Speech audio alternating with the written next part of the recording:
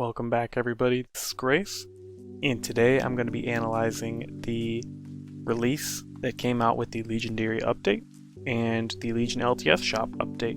Now why am I doing that a month after it happened?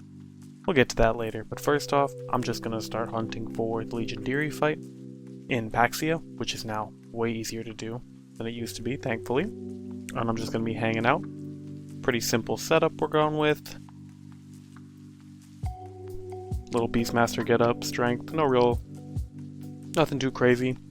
Gonna enjoy the retro nightmare animations, just for fun. But anyways, let's talk about it. So we had the Dreadstalker weapons come out from Legion-Deery, we had the Dreadstalker Call Misc come out from Legion-Deery, and we also had the Legion, I believe the Legion Ward, the Legion Shield, or Legion Aegis Shield, yep, that's it.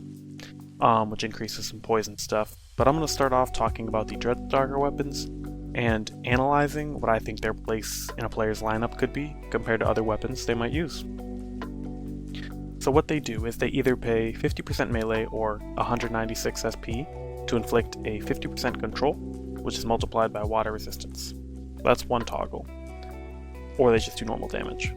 But then, if you're fighting a monster with boss boost or freedom, instead of trying to control, when you toggle them on, they pay 15% melee, so about 60 SP, and they deal plus 22.5% damage, so a tiny bit more than a Bloodblade. We've got a lot of weapons to compare them to, so I'll go first by item type, magic, melee, ranged, and then there are a couple that are all three styles, and I was thinking I would compare those after, but I'll just compare them as I go. I'll talk about the damage too, mainly, before I talk about the stun, because the stun is more unique and more different, and competes with different items.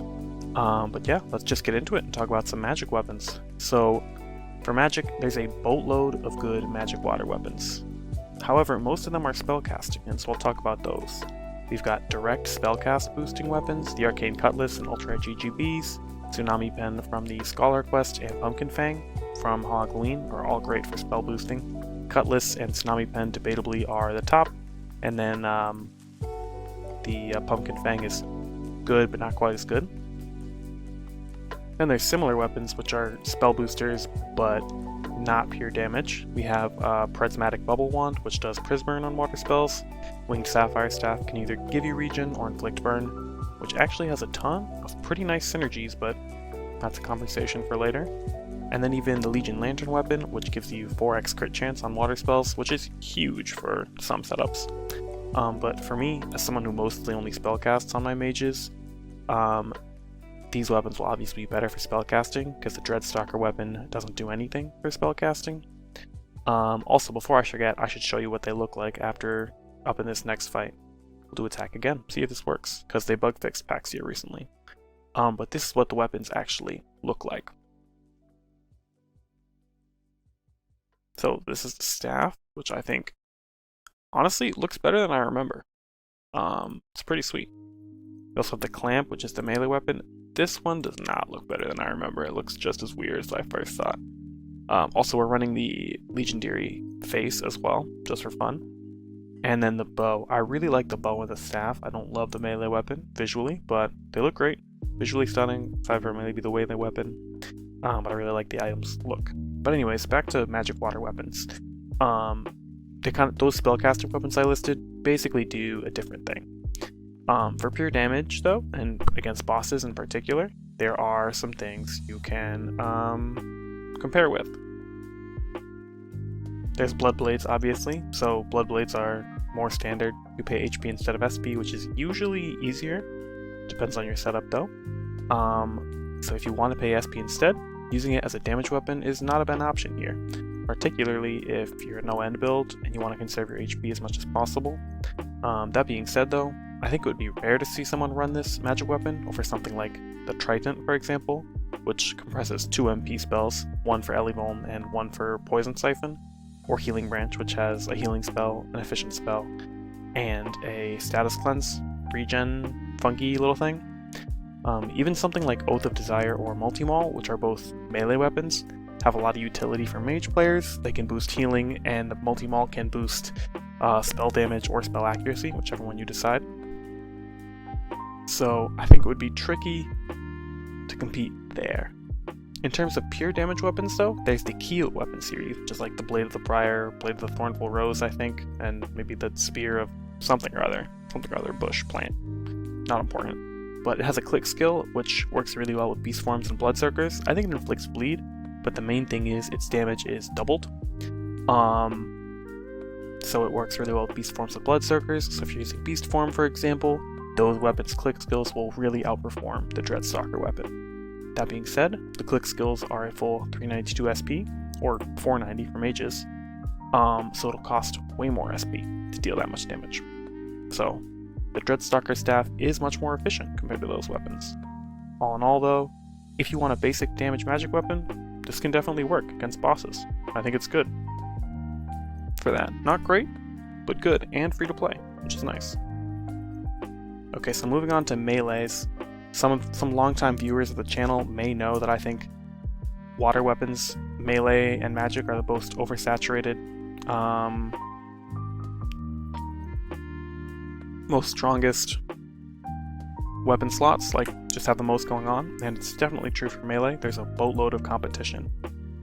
So the Benthic Cursed Crystal Hunger weapon serves as a nice sustain weapon. It gives you HP, and I think for defensive warriors, that could definitely come in more handy as a strong, efficient boxing option than a SP costing, slight damage boosting weapon.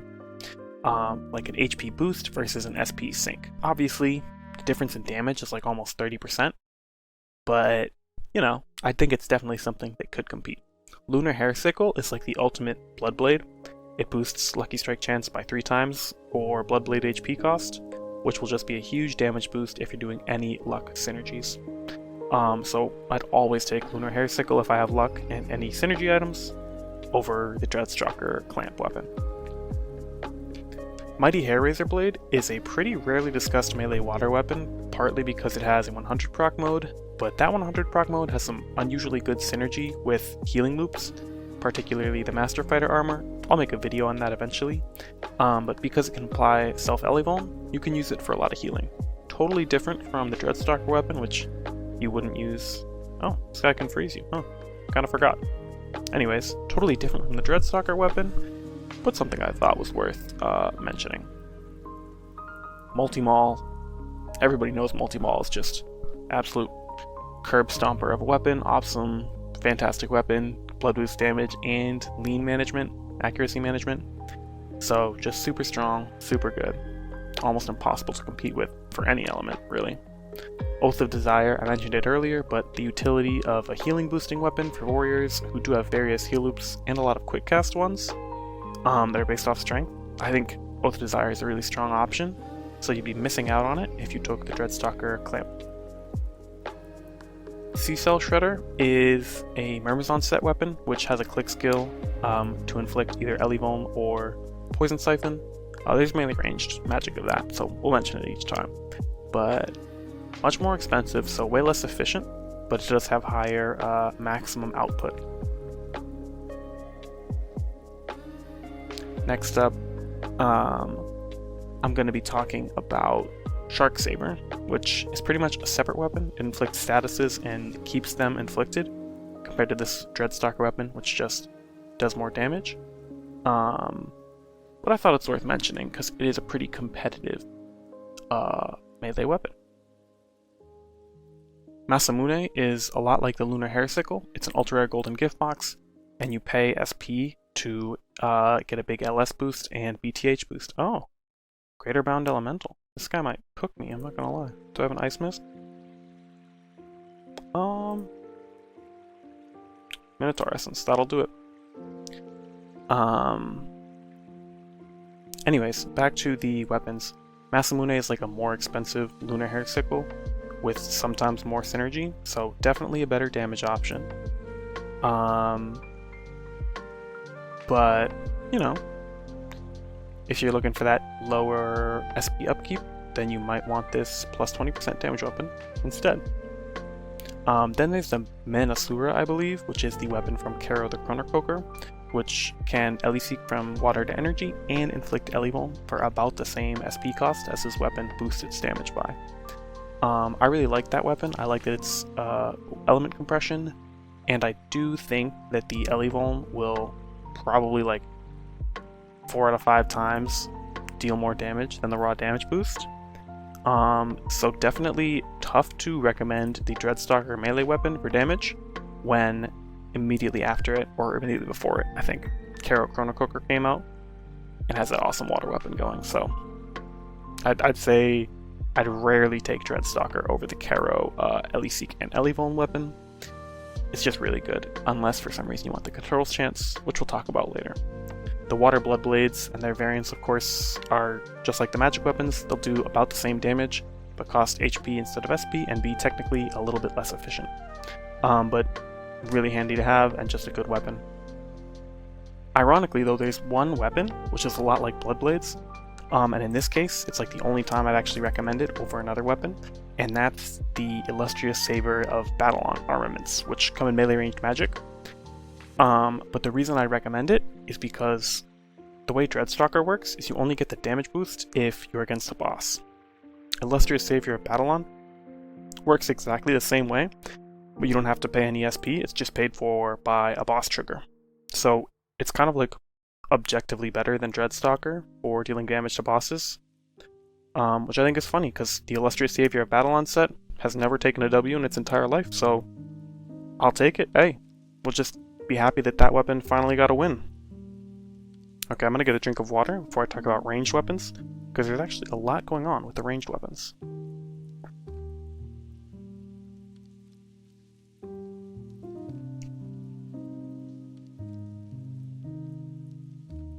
Okay. Now, ranged weapons are split into 100 procs and 0 procs, but I'll kind of just be going through them at random. Just because, you know. The Dreadstalker bow, though, is obviously 100 proc, so keep that in mind as you're listening to my comparisons of these items. Oh, this guy's pretty tough too. I'll need I'll get the Minotaur Day Misc. But anyways, to start with, the Anchors Away bow is a bow with a click skill that pays 100% melee and SP, so 392. And it inflicts daze at a 50% times water resistance for 3 turns. Sounds weirdly familiar, right? The control on the Dreadstalker weapons also 50% times water resistance. Obviously not for 3 turns, and it does cost about half as much to use the a Dreadstalker stun, and you'll do what turns out to be about the same damage with the Dreadstalker basic attack versus the Anchors Away skill, but might come in handy if you're using daze stacking, which I hope you aren't for your sake, but maybe you are, I don't know. No judgment. Could come in handy. Just interesting that we have another water stun option, and you'll see we have 2 more actually. Actually, you know what? I'll talk about those now.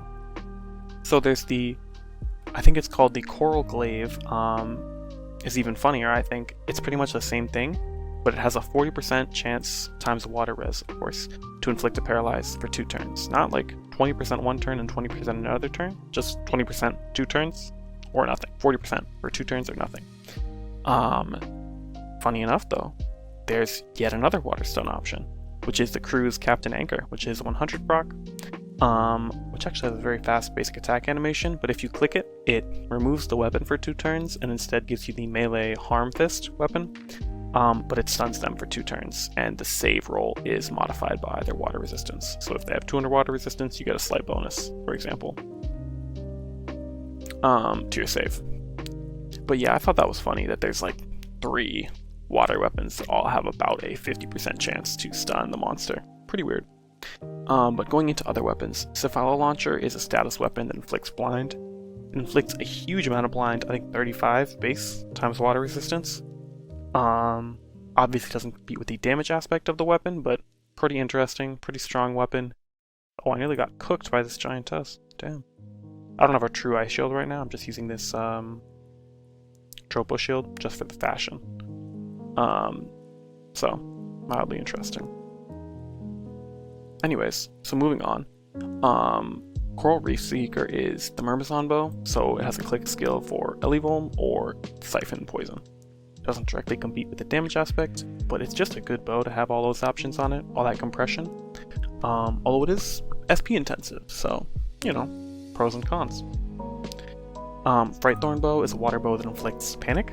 which can be a really solid defensive status, is good for bossing if they don't have a high boss boost or if you're able to use potency, but doesn't compete with the pure damage aspect, obviously. Lunar Hair Mallet is the same as Lunar Hair Sickle, so if you're an FO ranger, obviously you'd hesitate to use a 100 proc in the first place, but Lunar Hair Mallet is just going to do way better. Same with stuff like Pike, Unfortunate Umbrella.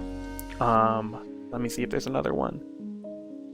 The Illustrious Savior weapons, those are all like Blood Blade adjacent weapons, give about 20%, sometimes a little more damage, and those are all low proc or 0 proc weapons. So if you're an FO ranger, obviously you'd want to use those over this 100 proc.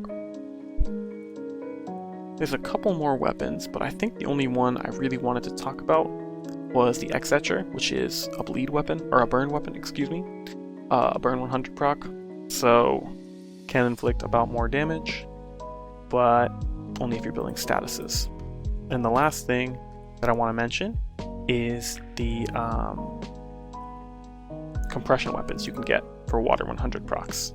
There's the Typhoon Hollow Remote for wind and water compression, and then there's the Egg Launcher weapon. I believe it's called Egg Launcher or the Egg Blaster. No, it's not the Egg Blaster, that's a fire weapon, but it's from Grenwag, and it's a light water compression bow. And I think you have to click. It's a little funky compared to other compression bows, like the UI is a little weird, but once you use it, you'll know what I'm talking about. It works fine. But there are those compression options if, for example, you're trying to get more elements in your loadout. So that was a boatload of information that I just yapped out while you guys are watching me fight basic ice monsters. But I'll give a brief summary here. The melee weapon has a ton of competition and is pretty much always outcompeted by other gold cost items. The magic version doesn't really have as much competition for pure damage, but given mages have so many strong water spellcasting related options, I think it's rare most mage players will actually like this weapon for damage. Ranged weapons have a ton of competition for stun features, which is kind of odd, but all three are way less efficient, they cost way more resources, so Dreadstalker could serve as a relatively efficient option. For damage on water 100 procs, there's actually not much to compete against, so that's a big win for the ranged Dreadstalker bow. I think if I wanted to damage water 100 proc, I'd probably take it.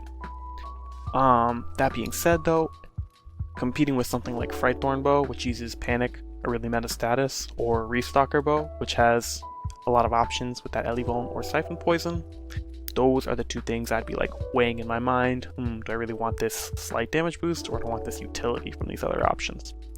Just have good status inflictions. So that's my thoughts on the weapons compared to other items you might run them with, or run against them. But more generally, about the stuns on the weapons, it's a 50% control, which is not a reliable stun on its own. That being said, if you stack it with Matchmaker, which is also exactly a 50% control, you get exactly 100% control. Which is nuts, right? Because like that's a perma stun and you're only paying 196 SP off the weapon each turn, because Matchmaker, it just reduces your attack damage. But the thing is, these weapons, their control scales off water resistance. So if the water resistance is not exactly 100, you'll either get slightly above 50% control or slightly below. If you get slightly above and stack it with Matchmaker, you'll get like 110% control, which then dilutes to 55 for 2 turns. So then your stun is super unreliable. And if you only have like, say you're hitting like 80 water resistance, you'll have like about a 90% control chance, which is pretty reliable, but I wouldn't want to chance it on, say, Bun Banneret with an 85% control.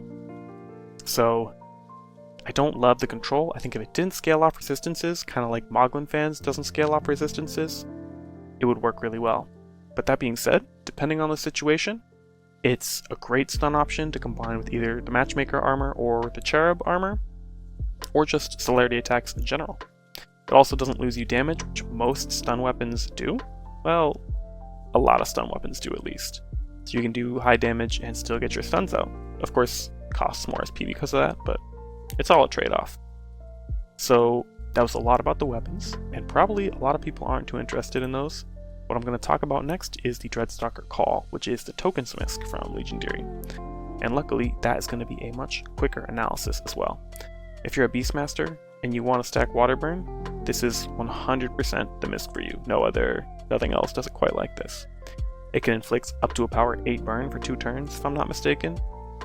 If your pet and guest each hit 4 times. A guest that can hit 4 times is Luna Style Cat Shiro or the Royal Corgi. A water pet that can hit 4 times, I'm gonna have to look that up because I can't think of one offhand, but there's definitely some out there.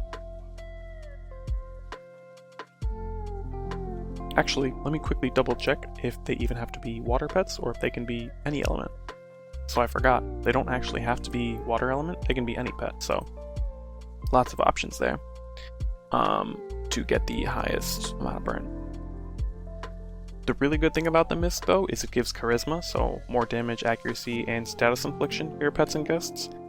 And it only costs 30 SP base because it doesn't give defenses or anything, it just gives charisma and water damage. So it won't bleed you dry for SP too badly, even after you start paying like 140, 150 SP for the pet and guest attacks from the burn. And finally, I was hoping I'd find the Legion-Deery monster, but it seems it may have been removed from, well, I don't think it was removed. I think I just got a little unlucky because I remember seeing someone post a picture of it just a day or two ago. But I haven't quite run into the Legion-Deery yet, so we'll pivot and check out the Legion LTS shop instead. Now, funny enough, I made this video so late, the Legion LTS shop is gone. Luckily, I bought the painting last year when it came out, so I'll take you there. But while I'm navigating to the painting, I'll say why this video came out so much later than the release and like why I even wanted to make it. And it's actually related to Korriban quitting AQ videos. I think a lot of people have strong opinions about Korriban. I'm not too concerned about it. Like, whatever. Is that Legion? Surely that's Legion, right? But basically, he was doing weekly release reviews pretty much forever. And now, nobody is really doing those. Sapphire does some, I occasionally review like one item, but nobody's really reviewing the whole release on the whole. So what I'm trying to do is catch up on that and fill in that empty spot in the community so that we have a record of items coming out. People can go back and look if they want to, sort loosely by date. So obviously I'm a month late. The LTS isn't even there anymore, but you know, better late than never. If you haven't seen the LTS before, we've got the Legion Fan, which is a bleed weapon. It's okay, but not too great. I mean, it's good for bleed, but I mean, it's also MRM swap, which is nice, but nothing too crazy. It's a -20 save bleed, which is nice. There's the Underworld Tome. This is a weapon which can give you an intellect boost. So if you're a free-to-play mage and you have some tokens on Black Friday, 100% recommend getting this. Then there's these, which are just like Bloodblade token weapons, or weapons that cleanse you from a stun, nothing too crazy. The painting, obviously it's just the LTS painting, the one I'm using right now. And the Legion Aegis is the new item that came out with this release. It's a water shield that gives 10 poison potence and damage, 10% damage. And I think there's definitely uses for this, because 1, we don't have a non-package poison potency shield, and 2, you can stack that poison damage with an armor to really supercharge your damage. But the one caveat I'd say is I don't know of any meta sources of energy poison or energy siphon poison. There's Frankentwilly and there's the GPS armor, but that's about it that I can think of offhand. So I think oftentimes they'll be using this water shield against a foe that isn't directly weak to energy, which, you know, you theorize defend against water, deal energy damage. So theoretically, that's like a weakness of the shield. But that being said, if you're running a poison build, definitely a really strong tool, and I'd highly recommend considering picking it up on Black Friday. So that's pretty much it for the whole release. Let me know what you thought of the analysis. I'm by no means an expert on everything in the game, so definitely let me know if I missed some synergies or you think I'm overestimating the item strengths over another item. Like, say you think, oh, multi-maul isn't that good, this weapon is blah blah blah. Obviously I don't agree about multi-maul, the weapon's nuts, but you know, let me know what you think. Because it's good for people watching the video who aren't sure, if they can go to the comments and see a different opinion. Having that variety of opinion and evidence would be awesome. But that being said, let me know what you think. Is this detailed analysis of items, comparing them to other stuff, interesting to you, or just a waste of time? Yeah. Take good care of yourself, have a great day, and spread some peace and love. I'll see y'all later. Bye bye.